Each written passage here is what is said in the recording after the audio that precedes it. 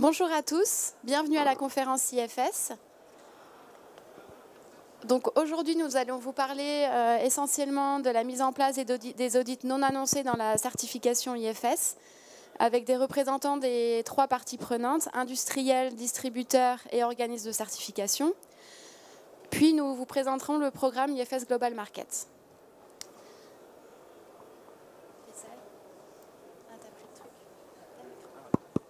Donc c'est moi qui prends la parole. Bonjour, ça marche? Est-ce que vous m'entendez? D'accord, merci. Je m'appelle Faisal Bellatif, je représente les organismes certificateurs francophones. Je travaille pour Eurofins Certification. Et je propose de rapidement, en très peu de temps, vous expliquer, vous partager surtout avec vous les raisons, certaines raisons, comme on les a comprises, pour lesquelles le protocole des audits non annoncés a démarré. Dans l'histoire récente en Allemagne, il y a eu je ne sais pas si vous en étiez au courant, il y a eu un incident dans un organisme, dans un site industriel qui était certifié IFS Food, je parle alimentaire, au niveau supérieur pendant de nombreuses années. Et ce site industriel a eu des incidents de contamination assez importants, à telle enseigne que les autorités allemandes qui l'ont visité pour un contrôle ont trouvé suffisamment grave l'état de tenue de ce site industriel qu'ils l'ont menacé de fermeture. Ils ont fait un PV. Ils lui ont donné 15 jours pour se redresser. Ils sont revenus 15 jours plus tard. Il n'y a pas eu d'évolution suffisante et ils l'ont fermé. Ils ont donné une autorisation de fermeture. Ces incidents-là, cet incident tout particulièrement a quand même été un choc pour l'industrie agroalimentaire de manière générale, mais en Allemagne tout particulièrement, et dans l'industrie de la filière qui est concernée. Cette industrie, de manière générale, a décidé de renforcer les contrôles, y compris dans les sites qui étaient certifiés. Donc évidemment, ça a eu un impact extrêmement négatif sur la crédibilité du certificat IFS, ce que l'IFS veut éviter. L'Allemagne a décidé, en accord avec l'IFS, de lancer ce que vous avez probablement dû entendre parler, c'est ce qu'on appelle ces fameuses food checks, c'est des inspections purement hygiène et sécurité des sites alimentaires que l'industriel allemand pouvait commander, peut encore d'ailleurs commander actuellement, parce que ce n'est pas encore arrêté, pour pouvoir, de manière additionnelle à leur audit de certification. Et ces food checks sont faits de manière volontaire, d'une part, et d'autre part, elles sont conduites directement par des auditeurs de l'IFS. Ce dispositif-là n'a pas été installé en France. Les distributeurs français n'étaient pas convaincus de l'intérêt de cette démarche-là. Néanmoins, les améliorations qui ont été constatées pendant 3 années, parce que c'est depuis 2014 que ça existe, en Allemagne, il y a eu des évolutions qui ont été assez appréciables.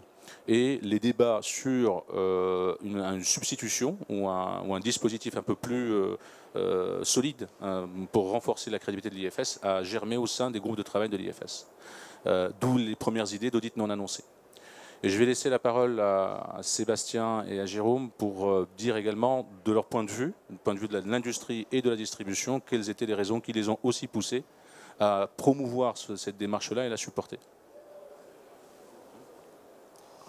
Bonjour, Sébastien Billan, donc je représente les distributeurs francophones et je travaille plus particulièrement pour Casino. Donc, Faisal Bellatif a bien introduit le sujet et la réflexion. Ça a été un long cheminement avec beaucoup de discussions au sein des différents comités. Chez Casino et chez certains distributeurs, c'est une pratique qui peut être utilisée, ces audits non annoncés, pour des raisons bien particulières, dans un but bien ciblé. Et l'objectif, en fait, c'est de...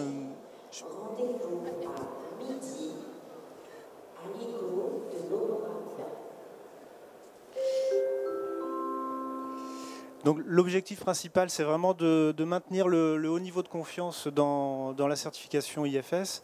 Il y a eu quelques incidents qui ont provoqué un petit peu aussi toutes ces réflexions. L'IFS Food Check, comme le disait Faisal Bellatif, n'était pas spécialement la réponse attendue pour la distribution française. Donc voilà, ça a été un peu le cheminement. Dans la réflexion, il y avait aussi le sujet de est-ce qu'on part sur quelque chose de complet, est-ce que ça vient en supplément. L'IFS Food Check était une inspection qui venait en supplément, donc avec des coûts supplémentaires. Donc il nous semblait intéressant de partir plutôt sur quelque chose de complet et donc en une seule fois, pour limiter les coûts d'audit. Donc Jérôme Patouillard, je suis directeur qualité environnement du groupe Biscuit Bouvard. Je suis également président de la commission qualité de la Fédération des entreprises entrepreneurs de France. Et c'est à ce titre qu'on a participé à tous les travaux en fait, de développement du protocole afin de le rendre le plus apte possible à nos envies, nos exigences et au pragmatisme d'un audit.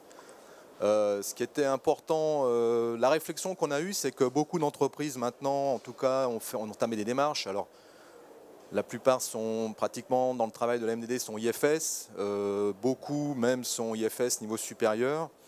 Et c'est un moyen, enfin c'est pas une nécessité, mais en tout cas c'est un moyen dans une entreprise de se remettre un peu aussi en question et de retravailler un peu différemment peut-être ces parties-là, ces parties qui étaient quand même arrivées à date tous les ans à la même époque. On avait beaucoup d'automatismes, on a toujours beaucoup d'automatismes, et ces automatismes, bah, c'est intéressant de pouvoir un peu les challenger. Moi, à titre personnel, très clairement, le plus content des audits Pinet, c'est mon PDG. Voilà. Donc forcément que ça va nous intéresser aussi, parce qu'il estime que c'est le seul moyen pour lui d'avoir une vraie vision de ce qui se passe dans son usine ou dans ses usines. Très bien, merci. Alors on se propose de partager avec vous les éléments clés de ce protocole. C'est assez complexe, c'est pas très long, mais c'est facile. Enfin, le protocole a été complexe à monter. C'est pas très long, on le partagera. Et ce que je voulais vous préciser également, c'est qu'on a convenu juste que si vous avez des questions, on les prendrait à la fin de la présentation commune, sur ce sujet précisément, avant d'engager la présentation sur la partie Global Markets. Alors rapidement, ce qu'il faut savoir sur le protocole des audits non annoncés, c'est que c'est déjà publié, probablement vous le savez déjà, mais ça n'est applicable qu'à partir du 1er octobre de cette année. Donc si on fait un calcul, on verra tout à l'heure avec la fenêtre lors de laquelle un site peut être audité de manière non annoncée, ça va concerner des gens qui ont des certificats qui arrivent à terme vers le mois de mars ou avril l'année prochaine. Il y a un élément clé, c'est que l'application est volontaire. Je ne sais pas si il marche pas. Si, ça marche. L'application est volontaire de cette démarche-là. Il n'y aura pas d'obligation de faire des audits non annoncés. Et le portail de l'IFS indiquera une case à cocher pour savoir quel est le choix de site à auditer s'il veut une option A ou B, que l'on va regarder ici tout de suite. Voilà comment ça se présente. L'option A, qui est l'audit annoncé, l'audit normal, ça ne change rien, ça existera toujours. Simplement, pourquoi est-ce qu'il est ici mentionné? C'est parce qu'il reste toujours très recommandé que l'audit annoncé concerne toujours les audits initiaux. Un audit initial pourra se faire de manière non annoncée. Quelqu'un qui veut se faire certifier pour la première fois a toujours le choix d'être audité de manière non annoncée. Ce serait très courageux de sa part. Néanmoins, c'est possible aussi que, il est préférable, qu'on se le dise, que ça soit sur rendez-vous, et pour la première fois, ça serait quand même pas mal. Pareil pour quand on change d'organisme de certification. Un site qui est certifié même depuis des années, lorsqu'il change d'auditeur ou d'organisme d'inspection d'audit, il serait quand même assez recommandé aussi qu'il revienne à l'audit annoncé pour la première fois, le temps de faire connaissance avec ses auditeurs. L'option B, c'est l'option des audits non annoncés, celle donc qui fait l'objet de cette réflexion depuis à peu près 2 ans maintenant. Les choses qui ne changent pas, c'est que le périmètre de l'audit ne change pas, donc il est toujours aussi complet. Il est toujours réalisé par un organisme de certification. Alors, cette précision paraît anodine, mais elle a beaucoup d'importance, parce que les food checks en Allemagne, qui aujourd'hui d'ailleurs se font aussi en Espagne et en Italie, ne se font pas à travers les organismes de certification. Ils sont commandés directement à l'IFS, qui de ce fait joue un rôle d'organisme d'audit depuis 3 ans sur ce sujet-là. Il y a le même système de notation, il n'y a rien qui change, il y a les mêmes exigences bien sûr du référentiel, et la même durée d'audit, ça c'est important. Ça ne change strictement rien au calcul de la durée. Donc l'outil de calcul de durée n'est pas influencé par le fait que ça soit annoncé ou non annoncé. Et bien sûr, sans délai de prévenance, en l'occurrence, si c'est non annoncé, la question réside toujours dans la bonne foi de la relation entre l'audité et l'auditeur. Il ne faut pas que l'auditeur annonce la date de sa venue à l'audité, parce que sinon, ça ne serait plus très annoncé.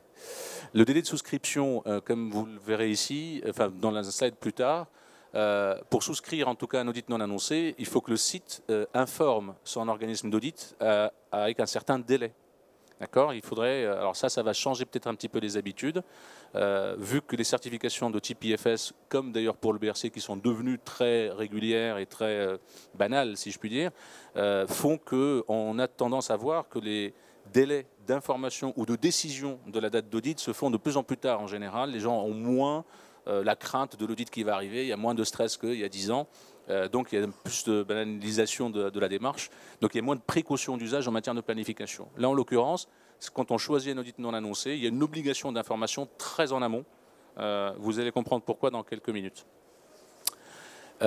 Et d'ailleurs contrainte qui s'applique pour ceux qui conservent l'OC ou ceux qui le changent, c'est pareil. Hein. Il faut que le délai de prévenance soit respecté.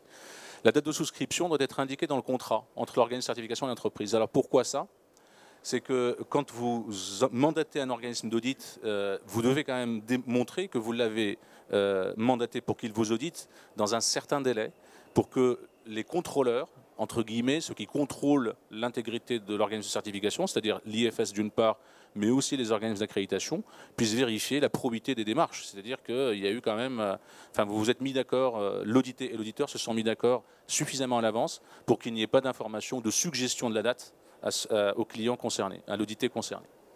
La date d'audit ne doit pas être connue par l'entreprise. Alors évidemment, donc, c'est vrai qu'il ne faut pas que la date soit mentionnée dans le fameux agenda électronique de l'IFS sur la base de données, puisque si autrement, tout le monde serait au courant. À ce propos, vous pouvez vous demander comment cette date va être saisie plus tard. Elle sera logiquement intégrée dans cette base de données après le démarrage de l'audit par l'organisme de certification. La fenêtre de temps, alors ça c'est extrêmement important. L'audit non annoncé, ça n'est pas la porte ouverte à toutes les dates d'audit possibles auprès de l'audité. Évidemment, il y a quelques règles à respecter. Vous savez qu'un certificat est valide 12 mois, donc il y a une année, et il faudrait que l'audit puisse se faire de telle sorte à ce que la date anniversaire soit quand même assez crédible et assez raisonnable, assez pertinente. Donc la décision qui a été prise après de multiples discussions et négociations, et en tenant compte aussi de ce qui se passe sur le marché, parce que n'oubliez pas qu'il y a une norme qui s'appelle le BRC qui propose déjà des audits non annoncés, et certains sites industriels sont déjà certifiés BRC avec des audits non annoncés. Donc quand elles ont des trucs combinés, IFS et BRC, actuellement ça se passe un peu bizarrement, parce qu'il y en a un qui doit être annoncé et l'autre ne doit pas. Donc là, c'est plutôt, ça règle ce problème. Et la décision qui a été prise, c'est de tolérer, de permettre à l'organisme certificateur d'auditer un site dans les 16 semaines avant la date éligible et 2 semaines après. Donc si vous calculez bien, ça fait à peu près 4 mois et demi. Donc pendant 4 mois et demi, l'organisme certificateur peut venir sur le site pour auditer. Mais des 4 mois et demi qui entourent la date d'audit. Donc date d'audit d'anniversaire moins 16 semaines. Donc il peut venir dans les 16 semaines avant et jusqu'à 2 semaines après. Et donc l'information, la date de souscription dont j'ai parlé tout à l'heure, il faut qu'elle soit avant ce créneau. Il faut que quelqu'un, si vous avez envie d'être audité de manière non annoncée, il faudrait que vous l'indiquiez et que vous l'écriviez sur le contrat avec votre OC avant ce créneau-là. Donc à peu près 4 mois et demi avant. C'est ce que je disais tout à l'heure en matière de planification. Il faudrait être au moins décidé sur son option, au moins disons 5 mois environ avant la date d'audit. Et autre précision d'importance, l'audit doit être réalisé pendant des jours consécutifs. Il ne peut pas y avoir jour 1 d'audit cette semaine et jour 2 la semaine prochaine, ni lundi, on s'arrête mardi, on refait ça mercredi. C'est pas possible. Quand on est lancé, on est lancé. Avant-dernière information pour ce qui me concerne, il y a quand même une période d'exclusion. C'est intéressant, c'est aussi la même chose pour le BRC. Il y a en fait des contraintes ou le site, ou des périodes anniversaires pendant lesquelles le site ne peut pas travailler, ou a des raisons pour lesquelles il ne veut pas travailler, ou des périodes de congé importantes, pendant cette fameuse période de 4 mois et demi. Et en fait, les organismes, les audités ont la possibilité d'indiquer à leur OC, peuvent le faire, ce n'est pas une obligation, mais peuvent le faire, pour dire « je ne veux pas être audité pendant les 10 jours suivants ». D'accord ? Donc il y a 10 jours d'exclusion pendant cette période de 4 mois et demi, pendant lesquels l'auditeur ne peut pas arriver sur site. Et ces jours-là, donc on peut s'interroger pourquoi 10 jours opérationnels. Donc, pour plein de raisons sur lesquelles je ne vais pas revenir, c'est assez complexe. Il ne faut pas que ça soit une grosse période, il ne faut pas que ça soit non plus une toute petite période, il faut que ça soit légitime et raisonnable en l'occurrence. Et la chose qui a été possible, c'est que ces jours-là peuvent être divisés en 3 périodes. Donc c'est 10 jours, pas nécessairement consécutifs. Voilà. Donc si je peux être, moi, audité, je peux être susceptible d'être audité entre janvier et avril, je peux dire que vers le mois de février, je prends des vacances où mon responsable maintenance n'est pas là, j'ai besoin qu'il soit là. Je peux donner ce type de date-là à mon OC en lui disant je ne veux pas que vous veniez telle semaine et telle semaine. Donc il y a 3 possibilités. Donc 10 jours divisé par 3. C'est possible d'exclure. Et ces jours d'interdiction, alors ça c'est précisé dans le protocole. Je n'ai pas rappelé, mais vous le savez probablement, vous pouvez télécharger sur le site de l'IFS. Il est disponible dans beaucoup de langues. Ils doivent être motivés. Elles doivent être motivées, donc il faut indiquer par écrit les raisons pour lesquelles ces jours ne sont exclus. Alors, soyons raisonnables, indiquer, l'organe certificateur n'a pas d'obligation de vérification. Par contre, a priori avant l'audit, par contre, ce sont typiquement le type de choses qui peuvent être vues lors de l'audit d'après, ou pendant l'audit quand les gens visitent le site, etc. Ça n'est pas spécifié, en l'occurrence, mais c'est possible. La motivation, ça peut tout simplement être indisponibilité du management ou des choses comme ça. L'information sur les jours à diviser, je vous en ai parlé. Et pour terminer, pour ma part, je vous montre juste ce schéma-là pour que vous le marquiez dans vos têtes, qui est important. Supposons que vous avez été audité à cette période-là de l'année lors de la première fois. Votre date anniversaire est là. Cette date anniversaire doit être entourée des moins 16 semaines à plus de semaines. Ici, et donc l'audit peut se faire pendant toute cette période-là, à l'exclusion des périodes d'exclusion de 3 fois que vous pouvez effectivement insérer à l'intérieur. Voilà le principe opérationnel de fonctionnement. Et j'ai juste une dernière précision avant de passer le micro, c'est que les food checks, les audits non annoncés sont actuellement applicables. C'est un protocole, vous l'avez vu, qui ne s'applique que pour l'IFS Food, pour le moment. Ça ne concerne pas les autres référentiels. Sébastien. Merci. Alors concernant le périmètre d'audit, les règles de fonctionnement en fait ne changent pas par rapport à des audits annoncés. On va toujours avoir les mêmes règles pour choisir le type de référentiel et les mêmes règles dans le cas du choix des secteurs produits ou des secteurs technologiques concernés. Certains d'entre vous sont peut-être dans une situation avec des multisites. Donc, dans ce cas-là, il peut donc avoir des fonctions centralisées type achat ou gestion, réclamation, gestion du personnel qui sont sur un site principal.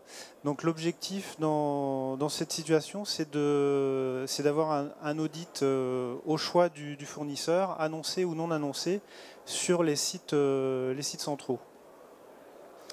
Et donc cet audit devra avoir lieu en amont de la fenêtre de temps pour la réalisation de cet audit. Donc bien évidemment, les audits de production seront réalisés de manière non annoncée, dans la continuité. Et justement, ces audits de site ne doivent pas être réalisés dans les jours consécutifs suite à l'audit du site centralisé. Et donc tous les audits devront être réalisés sur une période d'1 an. Concernant les industriels qui travailleraient des produits saisonniers, donc là, ces entreprises devront prévenir en fait l'organisme de certification de la période de production des fabrications saisonnières. Et en fait, dans ce cas-là, la fenêtre de temps ne sera pas prise en compte. Ça sera la période de production que vous aurez indiquée à l'organisme de certification.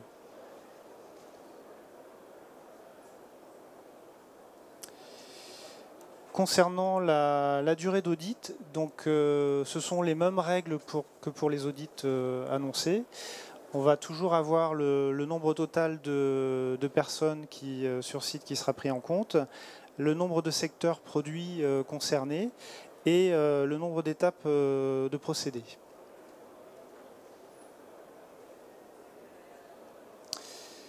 Concernant le plan d'audit, en fait, l'auditeur, dans le cas d'un audit annoncé, vous transmettez un plan d'audit en amont. Là, évidemment, on ne pourra pas procéder de cette manière-là. Donc, l'auditeur proposera un plan d'audit provisoire le jour de l'audit. Et ce plan d'audit provisoire sera adapté en fonction des lignes de production en fonctionnement ou de la disponibilité des personnes. Donc, concernant les règles de préparation de l'audit, donc ça ne change pas vraiment, hein. Dans le cadre d'un audit annoncé ou non annoncé, l'entreprise doit prendre connaissance des évolutions qui ont pu avoir lieu avant l'audit, tenir compte des doctrines IFS et éventuellement des erratums. Donc pour ça, il n'y a pas de changement. Il faut se préparer par rapport aux éventuels changements qui ont eu lieu entre les deux séquences d'audit. Par contre, si l'entreprise souhaite changer d'organisme certificateur, il faudra que l'entreprise transmette en amont le plan d'action corrective à l'OC qu'elle souhaiterait, à la nouvelle OC qu'elle souhaiterait retenir. Et je crois que je passe la main.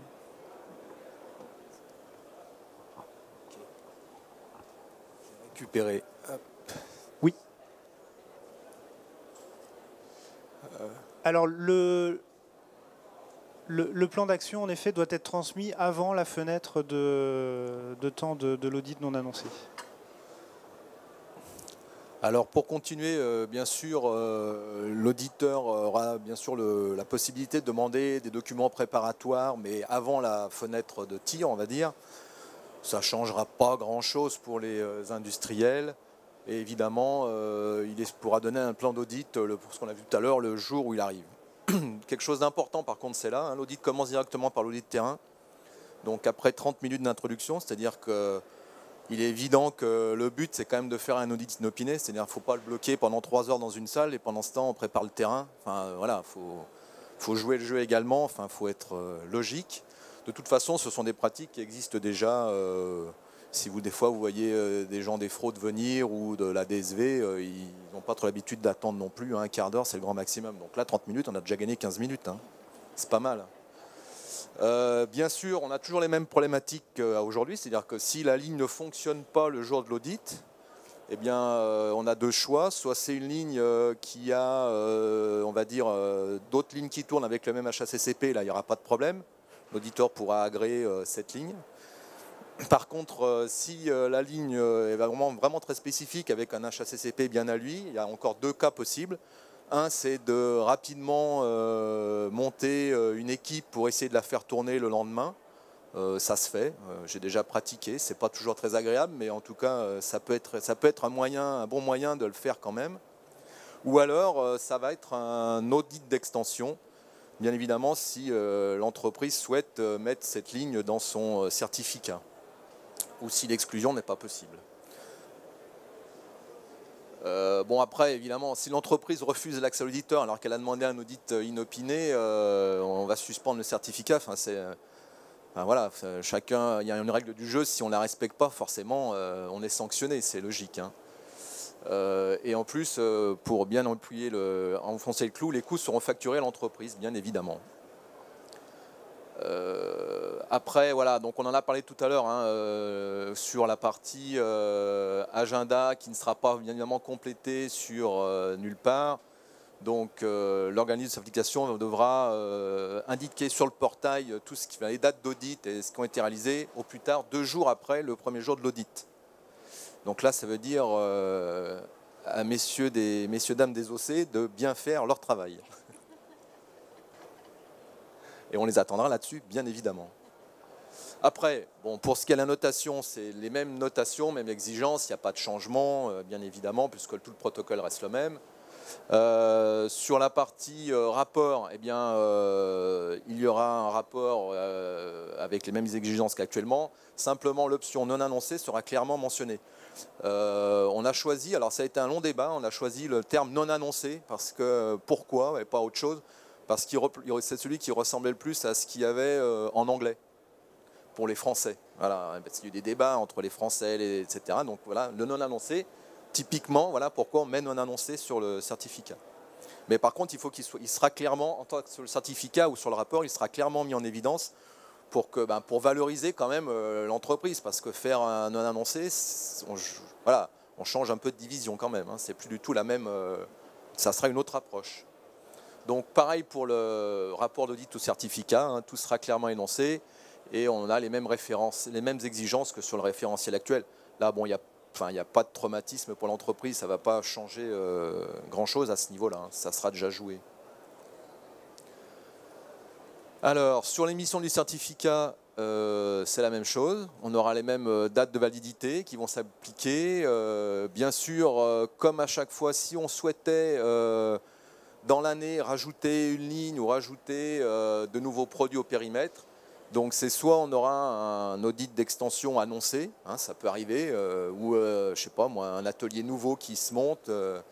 Voilà, c'est obligatoire quand même de faire quelque chose en plus. On ne peut pas attendre l'année d'après. Par contre, si la fabrication de nouveaux produits est incluse après, elle peut être aussi incluse lors de l'audit de renouvellement. Si vraiment, moi je ne le conseille pas en tant qu'industriel, parce que dans la pratique, c'est quand même beaucoup plus clair pour les clients de la MDD et c'est beaucoup plus transparent de le faire au fil de l'eau que d'attendre.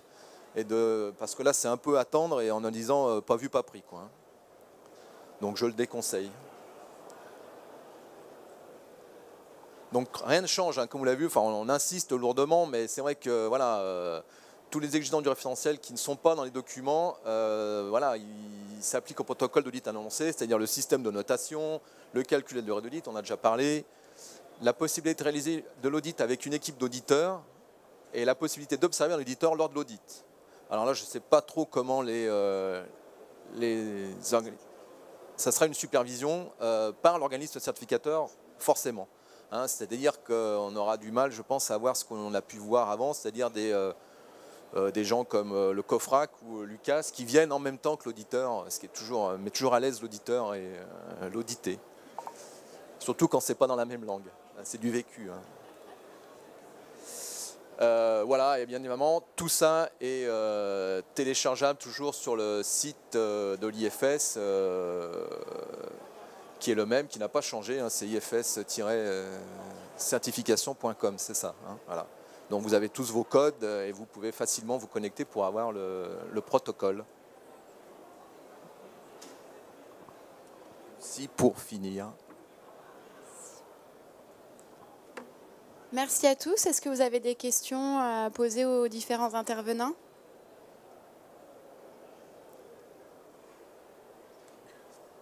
Vous voulez un micro peut-être ? Ce soit plus facile.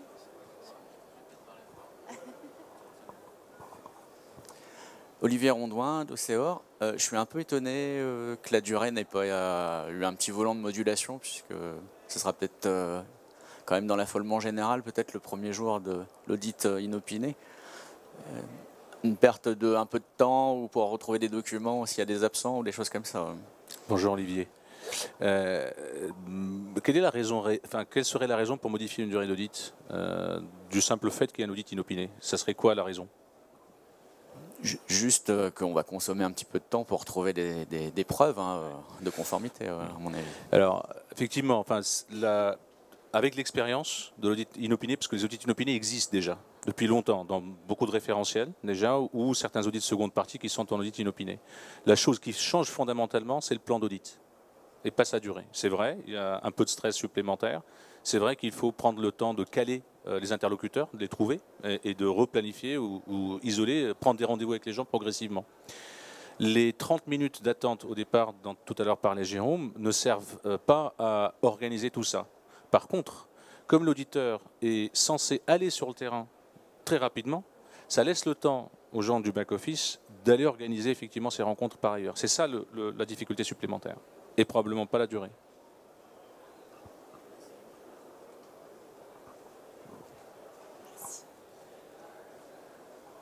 Bonjour, Lilia Létin, c'est Gaffredo. Par rapport à la durée, ce serait plutôt aussi, si on réduit, de ne pas faire tous les items, quand je dis tous les items, les fonctions un peu support, achat, direction, politique, et justement centraliser sur les items HACCP, terrain, qui pourraient réduire un petit peu, peut-être pas à un jour, mais un jour et demi, justement du fait de l'inopiné.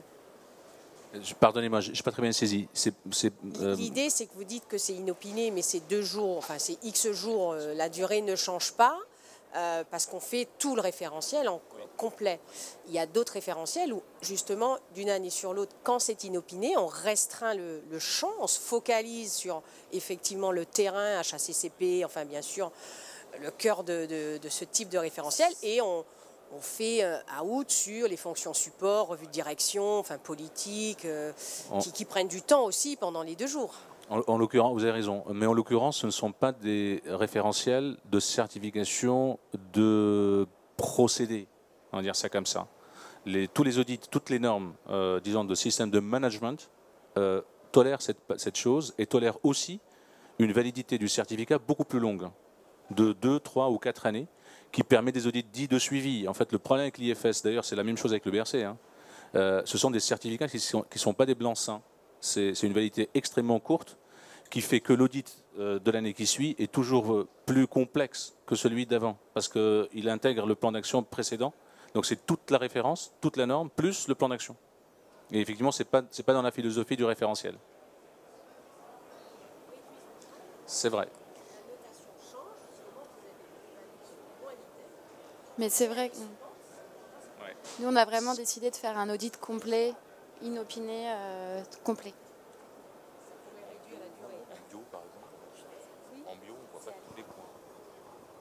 Alors, bonjour, Pierre-Philippe Gavel, ATEC pour Eurofins Certification.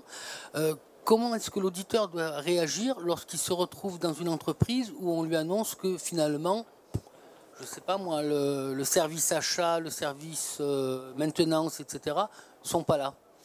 Oui. Ça fait partie pas des mystères, mais des difficultés d'audit inopiné. Alors, en effet, les auditeurs, quand ils n'ont pas le bon interlocuteur le premier jour, ils espèrent l'avoir le second. Et quand ils ne l'ont pas le second jour, ils espèrent l'avoir le 3e jour. Donc, je ne suis pas en train de dire qu'un audit très long est celui qui est l'idéal, mais une entreprise est censée fonctionner tous les jours où elle déclare qu'elle produit. Donc, logiquement, tous les postes d'encadrement doivent avoir une suppléance. C'est sur cette base-là que les audits inopinés ont été acceptés. Merci. Bonjour, Sandrine Delon, AFNOR Certification. J'avais une petite question sur les certificats. Quand on prend l'option non annoncée, le certificat à la mention non annoncée, mais si l'entreprise souhaite faire un audit d'extension, pour les raisons qu'on a vues tout à l'heure, est-ce que, donc là on va le programmer, l'extension, est-ce que la mention non annoncée saute pour le client? Puisqu'il y a un petit bout qui était annoncé. Là, on voit les spécialistes. Hein, le jour où on arrivera à traiter ce genre de sujet. Alors, la question a été discutée au sein des groupes de travail sur l'extension. Elle ne devrait pas annihiler, parce qu'en fait, comme l'audit d'extension se fait entre 2 audits principaux, l'enjeu est faible. En fait, ça viendra un peu tard. Un certificat non annoncé aura déjà été émis et il ne sera pas d'effet. Donc, il n'est pas d'effet. Ça n'affectera pas le certificat de votre client. Merci. Est-ce que vous avez d'autres questions? Donc, je vous propose de passer au second sujet, donc l'IFS Global Market.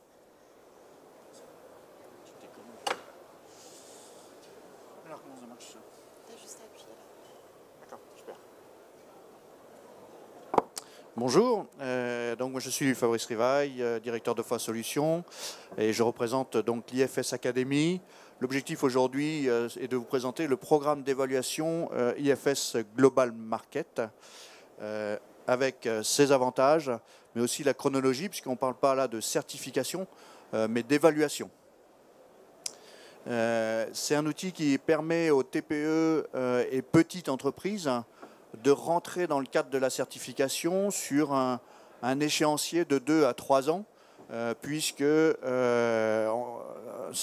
programme a été mis à destination des pays d'Amérique du Sud ou d'Afrique du Nord, sur des entreprises qui étaient peut-être un peu moins structurées sur le plan qualitatif. Et depuis 2 ans ou 3 ans maintenant, il est mis en place sur les pays européens, et notamment Allemagne, France, Italie. Voilà. Donc, ce qui a été défini par l'IFS sur petite entreprise, bon, si on parle de taille, surtout de manque d'expertise technique. Il faut savoir que dans la grande distribution, il y a un nombre à peu près incompressible d'à peu près 20% d'entreprises qui n'ont pas les moyens d'être certifiées aujourd'hui. Et ce programme d'évaluation leur permet de structurer leur système qualité, de mettre en place un système HACCP et d'être en règle sur le pack hygiène notamment. Les avantages, ils sont nombreux pour les petites entreprises. C'est d'abord de leur permettre de structurer leur système qualité, d'avoir un programme d'évaluation, on le verra tout à l'heure, sur différents niveaux. C'est d'avoir effectivement une approche vis-à-vis de l'IFS sur 2 ans, 3 ans, et peut-être de s'arrêter à des paliers intermédiaires, puisque on le verra, il y a trois niveaux. Il y a le niveau de base plus, le niveau intermédiaire et ensuite la certification. Et chacun peut rester à sa guise en fonction du niveau des compétences qu'il a dans son entreprise. Voilà. C'est clair qu'aussi une certification aujourd'hui, alors je vais essayer de ne pas trop me faire mal voir par les organismes de certification, mais ça coûte cher quand même quelque part pour certaines entreprises et certaines en matière de compétences, ne serait-ce que dans l'entreprise. Et là, ce système-là d'évaluation n'oblige pas forcément une petite entreprise, une TPE, à avoir un directeur qualité, une équipe qualité. Enfin voilà, l'équipe sera peut-être simplifiée.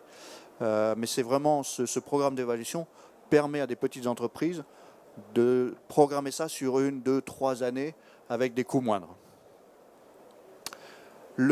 Sur le principe là, donc, vous avez vu depuis tout à l'heure que je ne parle pas de certification ni d'audit de certification, on parle d'évaluation.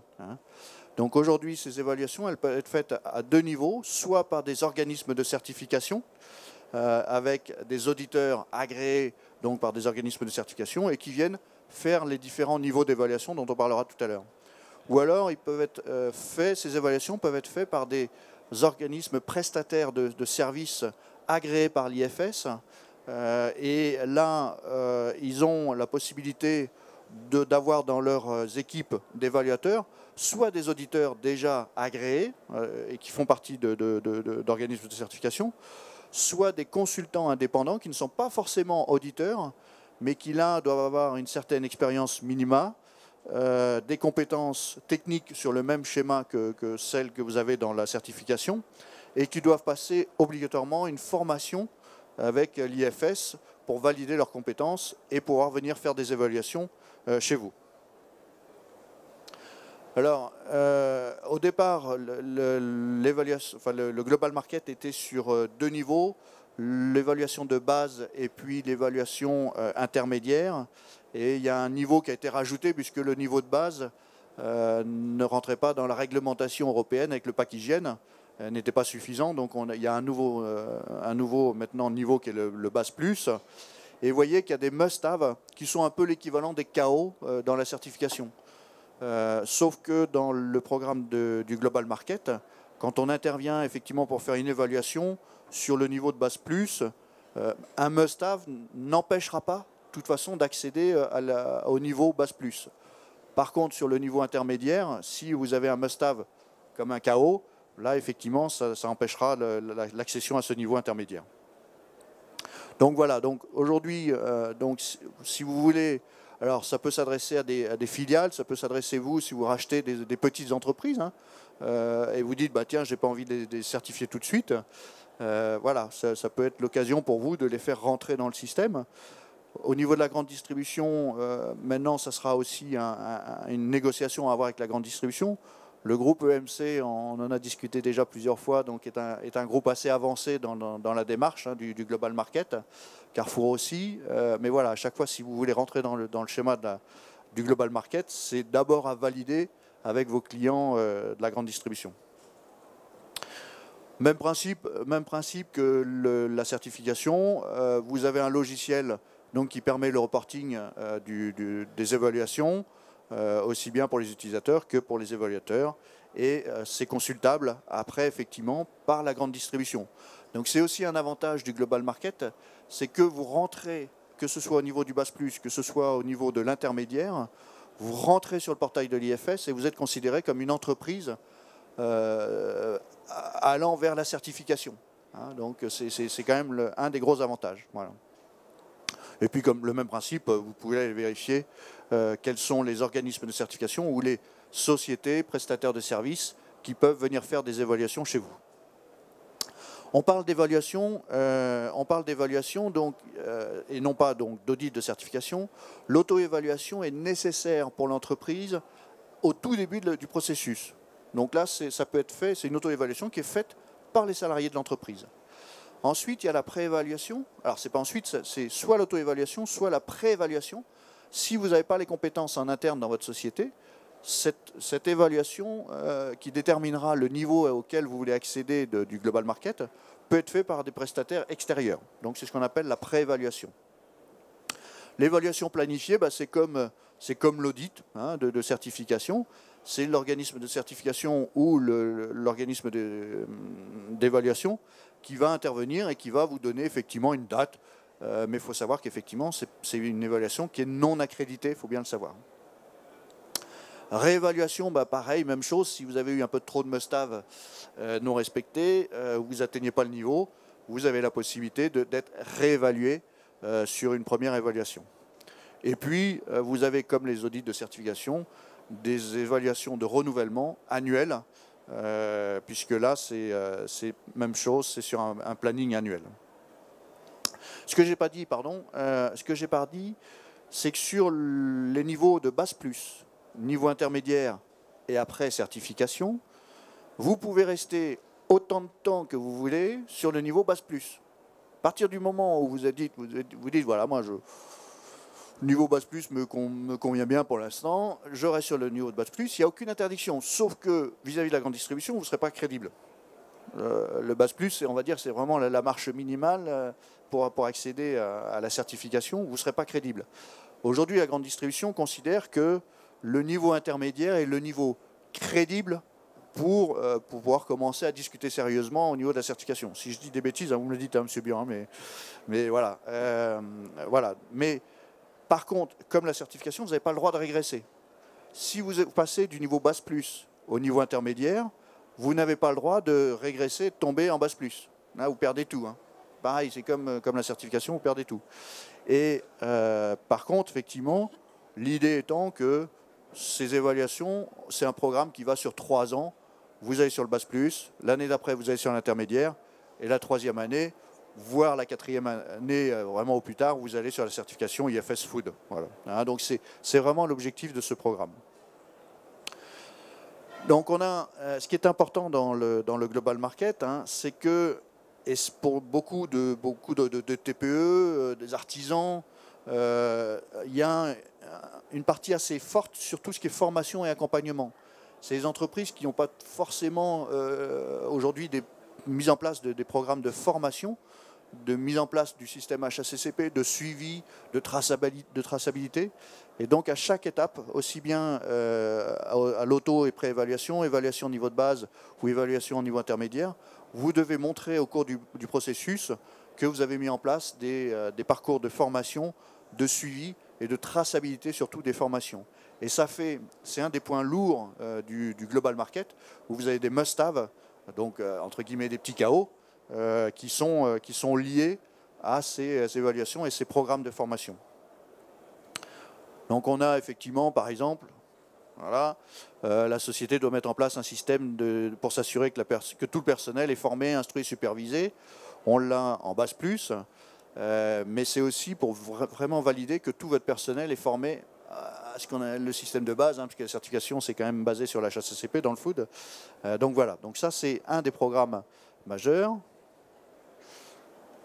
Hop, voilà. Et on a effectivement la possibilité d'avoir des must-have, donc KO entre guillemets, sur la même chose. Un programme documenté de formation du personnel est mis en place et appliqué de manière efficace. Donc voilà, donc là ça fait vraiment partie des éléments forts du programme.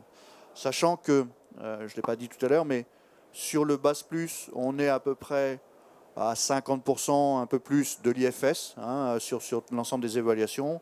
Et sur le niveau intermédiaire, grosso modo, l'évaluation de votre entreprise en global market intermédiaire, c'est à peu près 75% du programme IFS Food.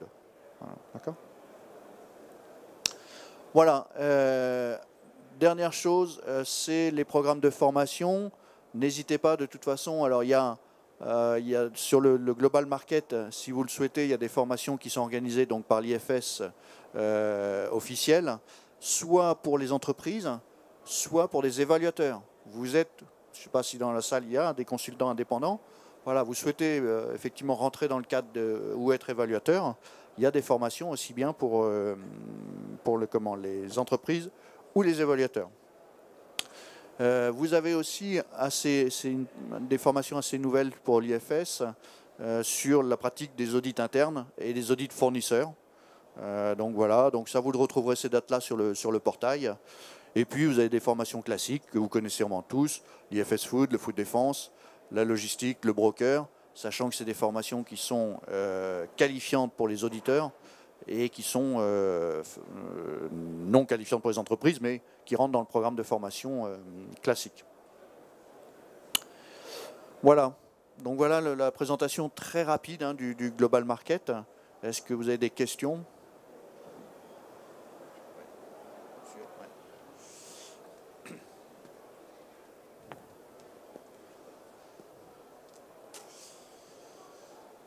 Merci. Bonjour, Rachid Ramache, Hafner Certification. J'avais une question. Vous parlez du niveau Base Plus. Il y a 3 niveaux, donc Base Plus, intermédiaire et une certification Food. Est-ce que le niveau de base a disparu? On n'en parle plus? Alors le niveau de base existe, mais pas pour la France, parce que, ou pour les pays européens, puisque le niveau de base ne contient pas le pack hygiène qui est obligatoire dans nos entreprises. Donc du coup, pour la France, on est obligé d'accéder au niveau Base Plus tout de suite. Voilà, c'est le niveau obligatoire. Et pour les règles d'exclusion, dans le référentiel, il est indiqué que c'est à l'OC de définir l'exclusion du produit. Mais l'approche de Global Market, c'est quand même une petite entreprise qui, en définitive, veut arriver à une certification Food. Est-ce qu'on n'a pas tout intérêt à faire appliquer l'arbre d'exclusion pour le préparer à la certification IFS Food? Parce que je ne sais pas comment l'OC va pouvoir déterminer à quel moment il va pouvoir exclure ou pas. Est-ce qu'on utilise les anciennes règles d'exclusion ou les nouvelles règles d'exclusion pour l'IFS Food en certification? C'est quand même assez flou à ce niveau-là. Donc on se pose beaucoup de questions au niveau des exclusions en global market. Je te laisse répondre, Lucie, là-dessus. Vous pouvez en effet utiliser l'arbre d'exclusion qui existe déjà pour l'IFS Food pour le programme IFS Food Global Market. Si, c'est pas une obligation. Mais en effet, c'est une bonne base pour pouvoir si vous pouvez exclure des produits ou pas. J'ai encore une question. J'ai beaucoup de questions, excusez-moi. Est-ce qu'une petite entreprise peut également avoir un siège social? Donc, est-ce qu'il y a des règles bien spécifiques concernant les sièges sociaux dans le cadre des audits en global market? Même si vous allez me dire que logiquement, il ne devrait pas avoir de siège social. Pas dans la même zone géographique que l'unité de production. Aujourd'hui, si Cargill veut se faire certifier, évaluer Global Market, il le peut. Oui. Il n'y a aucune interdiction. Oui. Aujourd'hui, il n'y a aucune interdiction de taille dans le Global Market. Maintenant, je pense que si Cargill va aller voir la grande distribution en lui disant ouais, le food de service, ça ne m'intéresse pas, je vais vers le Global Market, il ne sera pas crédible non plus. Voilà. Mais il peut très bien y avoir effectivement des grosses sociétés, comme je disais tout à l'heure, qui achètent des petites structures, des sous-traitants, qui rachètent un sous-traitant ou autre. Et là, effectivement, ce sous-traitant sera rattaché à un siège social.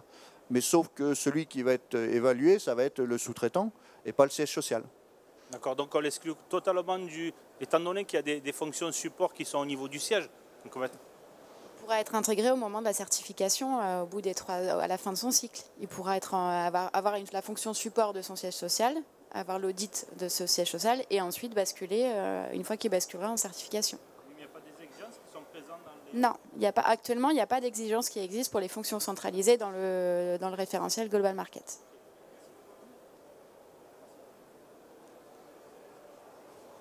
Oui, bonjour à nouveau, Pierre-Philippe Gavel. Je voulais juste vous poser la question suivante. Qu'est-ce qui empêche l'application de l'IFS Global Market au DPH?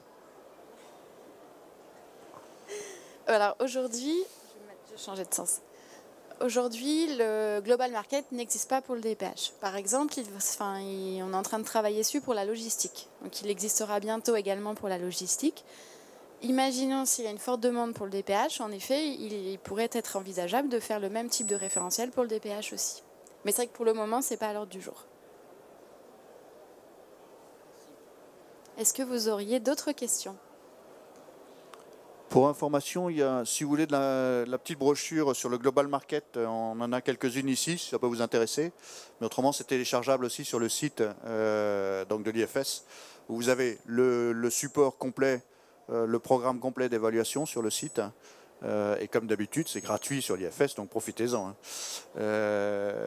Donc il y a ce programme d'évaluation, il y a la brochure, vous trouverez tout sur le site.